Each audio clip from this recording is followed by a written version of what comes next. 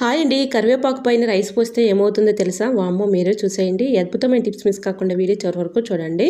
ఇంకా మనం కరివేపాకు ఎక్కువగా తెచ్చుకున్నప్పుడు క్యారీ బ్యాగ్స్‌లో స్టోర్ చేసుకొని ఫ్రిడ్జ్‌లో పెడుతూ ఉంటాము. ఇలా క్యారీ బ్యాగ్స్‌లో పెట్టడం వల్ల మనకి లోపల ఆ క్యారీ బ్యాగ్‌లో గాలాడక వాటర్ బబుల్స్ ఏర్పడి తేమ తగిలి కరివేపాకు కుళ్ళిపోతూ ఉంటుందండి.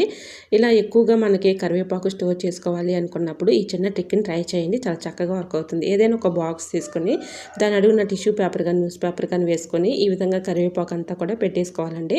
ఇలా కరివేపాకు పైన కొద్దిగా అంటే ఒక 1 స్పూన్ వరకు రైస్ వేసేసుకొని దానిపైన ఒక న్యూస్ పేపర్ పెట్టుకొని మూత పెట్టుకొని ఫ్రిడ్జ్‌లో స్టోర్ చేసుకున్నామనుకోండి, ఇలా ఎన్ని రోజులైనా కూడా మనకి కరివేపాకు అనేది ఫ్రెష్‌గా ఉంటుందండి.